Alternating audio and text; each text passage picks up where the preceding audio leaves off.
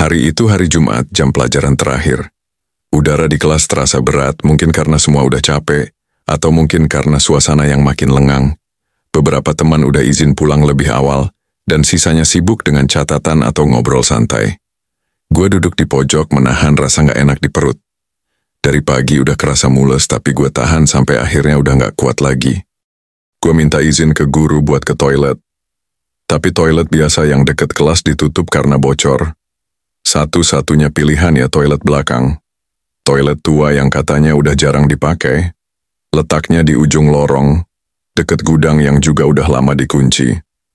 Beberapa anak pernah cerita kalau mereka pernah dengar suara-suara aneh dari situ. Tapi jujur aja, saat itu gua gak mikirin apa-apa selain gua harus ke toilet sekarang. Lorong menuju toilet belakang sepi banget.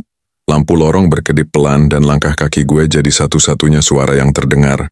Saat gue sampai di depan pintu toilet, ada perasaan aneh yang muncul. Dingin, sunyi, dan kayak ada yang ngeliatin. Tapi gue cuekin. Gue dorong pintu perlahan, dan langsung disambut bau lembab, campur bau besi, kayak udara basi yang udah lama gak kena angin. Gue masuk. Ada 3 bilik. 2 tertutup, 1 terbuka. Gue pilih yang terbuka di paling pojok karena cahaya dari jendela kecil masih nyorot dikit. Gue buru-buru masuk dan duduk. Baru beberapa detik, suasana mulai terasa makin gak nyaman. Gak tahu kenapa, toilet ini terasa salah. Kayak bukan tempat biasa. Gue ngerasa kayak ditungguin. Tiba-tiba, suara pintu bilik sebelah kebuka pelan. Krek. Gue refleks diam dan nahan napas. Mungkin ada siswa lain. Tapi anehnya, gak ada suara langkah. Gak ada suara apapun. Gua gak dengar suara pintu bilik ditutup juga. Hening. Terlalu hening. Padahal kalau ada orang masuk, pasti ada suara sandal nyeret atau suara gesekan apa gitu. Gua mulai panik. Makin gue dengerin, makin kerasa kalau ada yang aneh. Lalu suara itu muncul. Tok, tok, tok.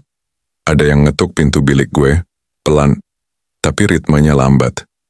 Bukan kayak orang yang buru-buru atau main-main. Lebih kayak ajakan? Gue pelan-pelan nunduk, intip ke bawah. Kosong.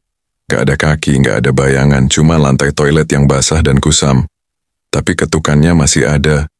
3 kali lagi. Tok, tok, tok. Gue langsung berdiri, buru-buru nyiram dan keluar dari bilik. Tapi ketika gue keluar, suasana toilet makin aneh. Lampu yang tadinya nyala sekarang redup, dan udara makin dingin. Gue maju ke wastafel, cuci tangan buru-buru. Tapi begitu gue angkat kepala buat lihat ke cermin, jantung gue nyaris berhenti. Di belakang gue, di dalam pantulan cermin, ada bayangan tinggi berdiri di depan bilik yang tadi gue tempatin. Hitam, gak jelas mukanya. Tapi jelas, dia ngeliatin gue. Gue balik badan, kosong. Bilik itu kebuka sedikit tapi gak ada siapa-siapa. Gue balik lagi ke cermin, dan bayangannya masih ada. Tapi sekarang lebih dekat. Kayak makin mendekat ke arah gue. Dari pantulan, tapi bukan di dunia nyata. Gue langsung lari keluar toilet tanpa mikir panjang. Begitu keluar toilet, gue ngedongak lihat ke lorong.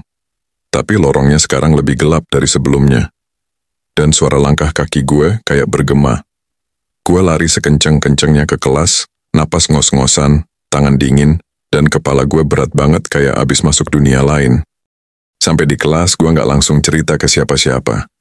Tapi salah satu temen gue, Rina, langsung bilang, "Muka lu pucet banget. Lu kenapa?" Gue cuma bisa jawab pelan, "Gue ke toilet belakang." Dan langsung kelihatan, wajah Rina berubah. Dia langsung bilang, "Lo nekat amat sih kesana sendirian."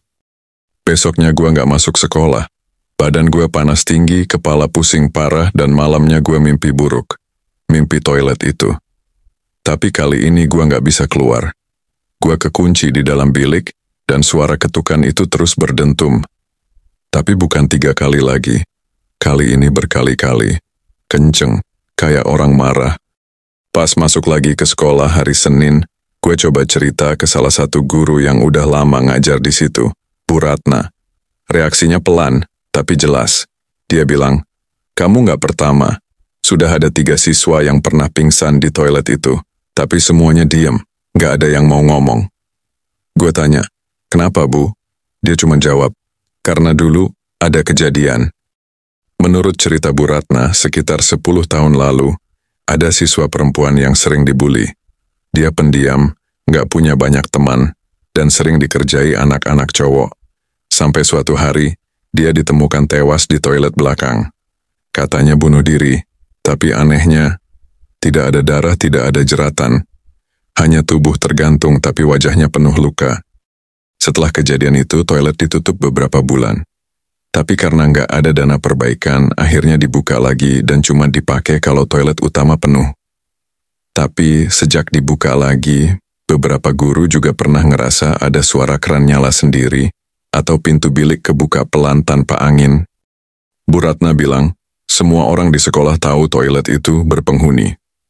Tapi karena nggak ada bukti jelas, semua disimpan sebagai cerita bisik-bisik aja. Tapi pesan dari guru-guru lama cuma satu. Jangan pernah ke toilet belakang sendirian. Beberapa bulan kemudian ada anak kelas 10 baru yang nekat ke toilet itu sendirian. Dia bilang penasaran. Dan lo bisa tebak apa yang terjadi? Dia keluar toilet sambil nangis gemeteran dan gak mau ngomong apa-apa selama seminggu penuh. Sampai sekarang, dia selalu bawa teman setiap ke toilet manapun. Semenjak kejadian itu, semua siswa mulai saling mengingatkan. Bahkan beberapa kelas pasang tulisan di pintu belakang, "Jangan masuk toilet sendirian." Tapi tetap aja, ada aja yang nekat. Entah karena ngerasa berani, atau karena mikir itu cuma sugesti. Tapi buat yang pernah ngalamin langsung kayak gue dan beberapa lainnya, kami tahu, itu bukan sekadar cerita pengantar tidur. Gue masih ingat jelas suara ketukan itu. Pelan tapi menghantui. Dan pantulan sosok di cermin yang bahkan sekarang masih kebayang kalau gue sendirian di ruangan terang. Sampai sekarang, setiap kali masuk toilet umum, entah itu di sekolah, kampus, atau tempat lain, gue selalu pastiin, gue nggak sendirian. Karena setelah lo ngalamin sendiri, lo bakal sadar toilet itu bukan cuma tempat sepi, tapi tempat yang, kalau lo sendirian, lo bisa ketemu sesuatu yang nggak seharusnya lo lihat. Jadi sekarang, setelah lo dengar semua ini, lo masih ngerasa berani ke toilet sekolah sendirian? Kadang, tempat paling biasa bisa jadi pintu ke hal yang gak masuk akal. Dan yang paling serem, bukan apa yang lo lihat, tapi apa yang lo gak bisa lihat, tapi ngerasa itu ada, ngikutin, ngeliatin, nungguin, jaga diri lo. Dan kalau suatu hari, lo dengar ketukan pelan dari bilik sebelah, padahal gak ada siapa-siapa di situ, jangan jawab, jangan buka, dan yang paling penting, jangan sendirian.